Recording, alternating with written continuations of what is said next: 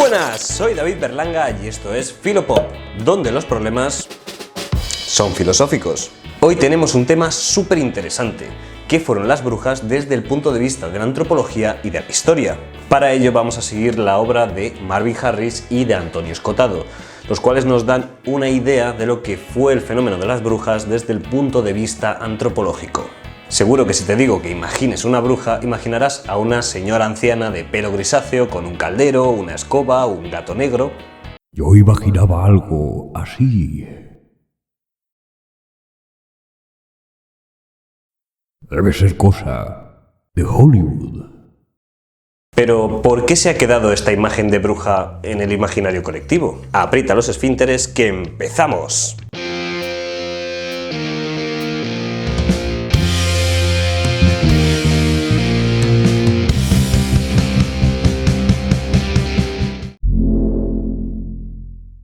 La imagen que tenemos hoy de las brujas se relaciona al menos con tres aspectos.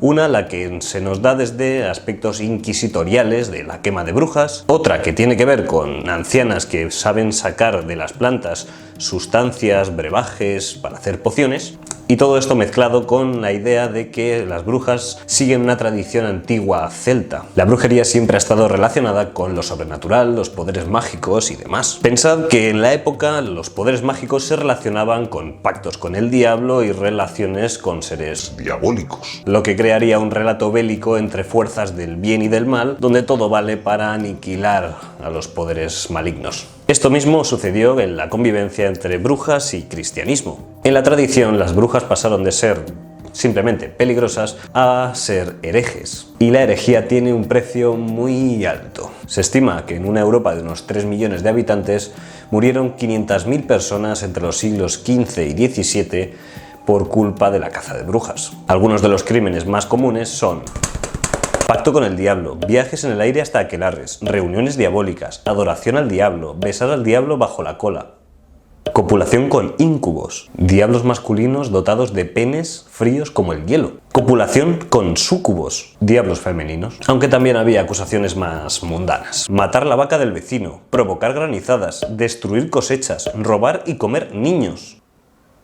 De todo lo descrito, la acusación más habitual era la de volar por la noche hasta aquelarres, o como los llama Escotado, al sabbat. De ahí su representación nocturna. Más de una bruja fue condenada simplemente por el delito de volar. De hecho, los documentos históricos demuestran que algunas condenadas creían fervientemente que podían volar y tener relaciones sexuales con demonios. ¿Por qué creería alguien que tenía esos poderes aun sabiendo la condena que le espera? Todo parece apuntar que la respuesta está en el símbolo de la escoba. En el imaginario colectivo reconocemos a las brujas volando por el aire con sus escobas, pero hasta donde se sabe, las escobas no pueden volar al más puro estilo de la alfombra de Aladín. Estas escobas tendrían otra función. Hoy sabemos que las brujas eran conocedoras de toda una serie de conocimientos acerca de hierbas y brebajes que prepararían en forma de pócimas o ungüentos. Este conocimiento sobre hierbas no solamente eran hierbas medicinales, sino también hierbas psicoactivas. Los ungüentos que preparaban se aplicaban directamente sobre la piel para que ésta la absorbiese. Esto puede verse representado en el cuadro de Frank Franken, La cocina de las brujas.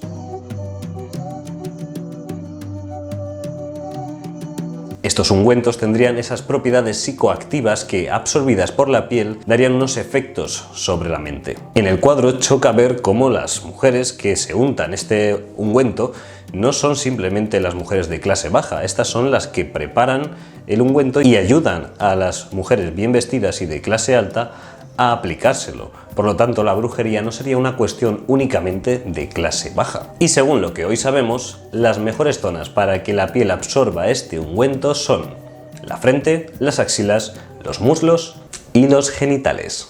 Según el autor Michael Harner, los viajes en escoba tienen su origen en estos ungüentos mágicos. Nos dice Harner: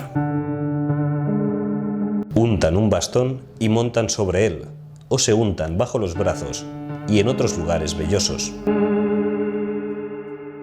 Uno de estos ungüentos del siglo XVI se representa como verdoso y de fuerte olor, verdoso como se representa en los dibujos animados. Este ungüento analizado contenía cicuta, hierbamora, mandrágora y beleño. En otros compuestos se han encontrado hachís o piel de sapo como elementos clave para el viaje de las brujas. El agente alucinógeno parece ser la atropina, tal y como lo usan los chamanes del Perú. Este, por supuesto, se absorbe a través de la piel y, por supuesto, la atropina estaría en plantas europeas como el beleño o la mandrágora. La escoba, por tanto, servía para aplicar la planta que contenía atropina a las membranas vaginales sensibles, así como para proporcionar la sugestión de cabalgar sobre un corcel, una ilusión típica del viaje de las brujas al aquelarre. Por tanto, lo de volar en escoba parece más una forma retórica de hablar de sustancias psicoactivas y de excitación genital con objetos. Sí, lo sé, la realidad siempre es mucho más interesante que la ficción. Pero calma, esto no ha acabado. Las brujas aseguraban poder volar hasta aquelarres donde se reunían de forma nocturna con otros humanos y seres demoníacos tales como el mismo Satán, transfigurado del macho cabrío. Esto puede verse en el cuadro de Goya.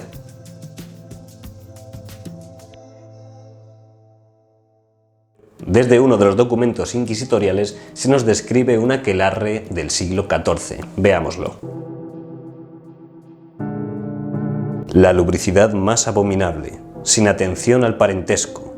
Si hay más hombres que mujeres, los varones satisfacen entre ellos su depravado apetito, y las mujeres entre sí hacen lo mismo.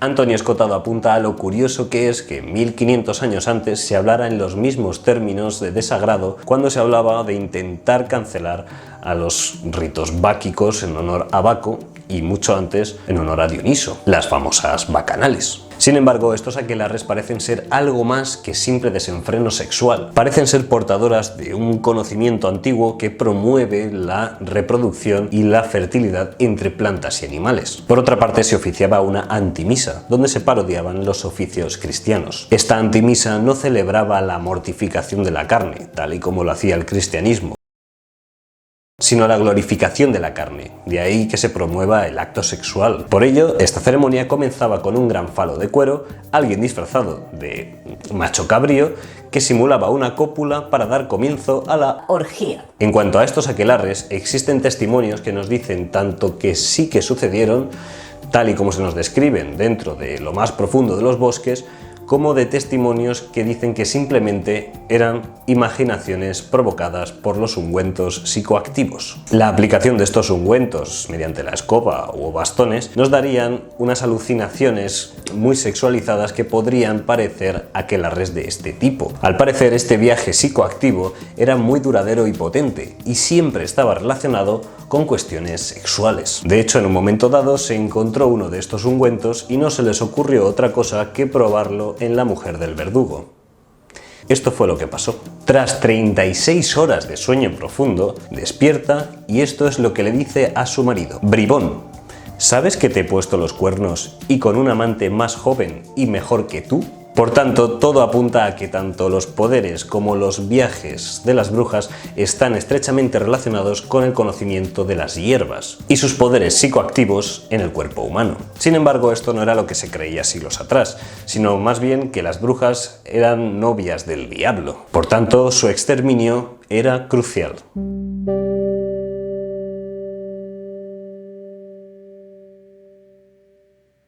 Las brujas ponen de manifiesto algo clave dentro de toda esta batalla, y es que se puede disfrutar del más acá con los elementos psicoactivos de las plantas y con la sexualidad. Algo que no gustaba dentro del pensamiento cristiano, ya que lo importante no era el más acá, sino el más allá. Ahora bien, ¿cómo se combatió a las brujas? Es sobradamente conocida la expresión caza de brujas como un señalamiento público para que alguien sea condenado, pero es que la realidad supera de nuevo la ficción.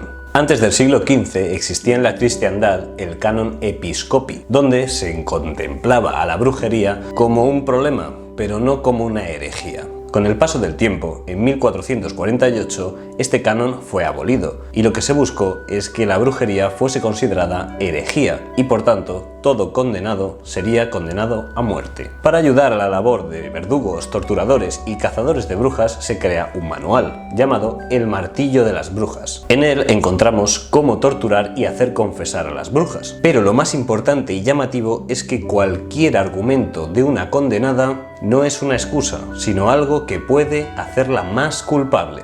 Imaginaos el proceso. Existe un testimonio donde a una mujer la condenan por brujería, pero su marido va a confesar que no, que había estado durmiendo con ella durante toda la noche, entonces no podía haber estado volando de aquelarre en aquelarre. La respuesta de los inquisidores fue que lo que estaba durmiendo con él esa noche no era su mujer, sino el demonio transfigurado en mujer.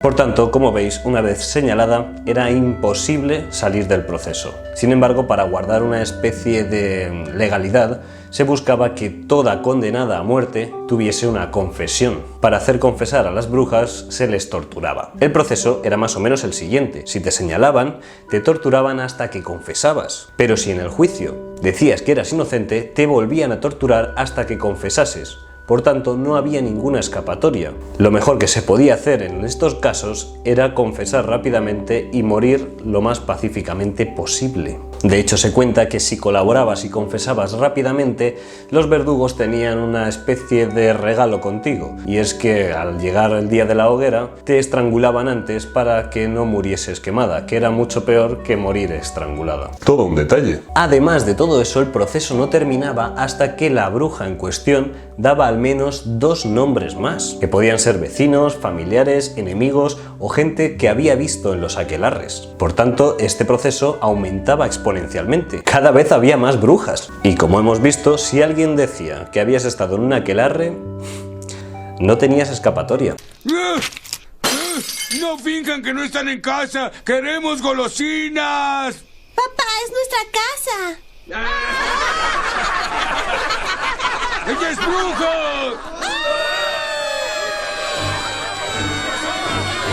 Uno de los ejemplos más famosos sobre el proceso de la tortura de brujas es el de Els Weiner, que dejo completo en la caja de descripción, por si os interesa. En otras ocasiones no hacía falta ni torturar a nadie, simplemente con el miedo creado en la sociedad y enseñándote los utensilios para la tortura era suficiente para que confesases lo que fuera. Durante el Renacimiento, algunos humanistas empezaron a comprender y a hablar públicamente de que la caza de brujas era en sí misma inútil e innecesaria. Las confesiones no eran válidas, ya que, como afirma Friedrich von Spee,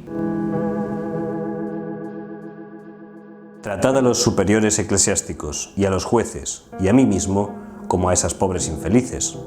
Sometednos a los mismos martirios y descubriréis que todos somos brujos. Con tal de parar el sufrimiento, ¿no confesarías cualquier cosa? Ahora bien, ¿cuál es el beneficio real de la caza de brujas? En primer lugar, era rentable. El proceso lo pagaban los familiares de la víctima. Tenían que pagar el honorario del verdugo, del torturador, pagar la leña que se usaba para quemar a la víctima y después de todo esto se daba un banquete público que también tenían que pagar. Además, se fomentaba que los funcionarios públicos cazasen brujas porque se les dejaba quedarse con los bienes de las condenadas. Para el antropólogo Marvin Harris no fue una lucha entre el bien y el mal, tampoco fue una cuestión de luchar contra el vicio, de los elementos psicoactivos, sino más bien una pugna por mantener el poder del papado en una época convulsa. Por eso Harris afirma que la gran mayoría de condenados jamás había viajado, o lo que es lo mismo, que fueron condenados por familiares, enemigos o vecinos de forma arbitraria. No es casual, por tanto, que el Papa autorice la tortura justo antes del cisma de la Iglesia que acabará con la Reforma protestante. Parece más bien que los inquisidores, más que obsesionados con acabar con la brujería, estén obsesionados con crearla. Recordad que cada vez que condenaban a alguien tenía que dar al menos 2 nombres más, por tanto cada vez había más brujas. Esto hace verosímil y justificable el poder del Papa y de la Inquisición en un momento dado. El resultado principal del sistema de caza de brujas aparte de los cuerpos calcinados, consistió en que los pobres llegaron a creer que eran víctimas de brujas y diablos en vez de príncipes y papas. Con esto, el poder político y religioso no son los culpables de la miseria, sino que más bien serían los salvadores que justifican el statu quo. Aquí, por tanto, sí que tendríamos una buenísima razón para seguir pagando diezmos e impuestos. Por último, si revisamos la historia de la humanidad, veremos que el mejor amigo del hombre no ha sido el perro, sino el chivo expiatorio. En este caso, el chivo expiatorio de todos los males de la humanidad serían nada más que 1258 condenados a muerte solamente en Alemania de 1562 a 1648, un 82% de mujeres. Las más comunes eran ancianas de clase baja, de ahí la representación que tenemos hoy día de las brujas. Pero cuando había una ejecución en masa se llevaba también por delante a mesoneros, maestros o magistrados. Pero cuando se acusaba a gente de alta nobleza o del alto clero, la acusación no prosperaba. ¡Sorpresa! Las clases altas estaban a salvo. Si a alguna pobre alma se le ocurría decir que había visto a alguien de la nobleza o del alto clero en algún aquelarre, este se ganaba una tortura mucho más fuerte. Hoy a esto se le podría llamar hacer un poco de pedagogía. Por tanto, no hay ninguna constancia de ejecuciones a gente de la nobleza o del alto clero. Al final parece que la manía persecutoria de las brujas sirvió más bien para dividir las fuerzas de las clases bajas. Llenó la sociedad de sospechas mutuas, enfrentó vecinos, aisló a los individuos y los volvió más inseguros respecto al mundo y la sociedad. El supuesto peligro de las brujas acabó cuando se dejó de perseguir, porque, como ocurre a menudo, las persecuciones amplían aquello perseguido, y solo cuando fracasan las persecuciones parecen encontrar la paz deseada. ¡Chao!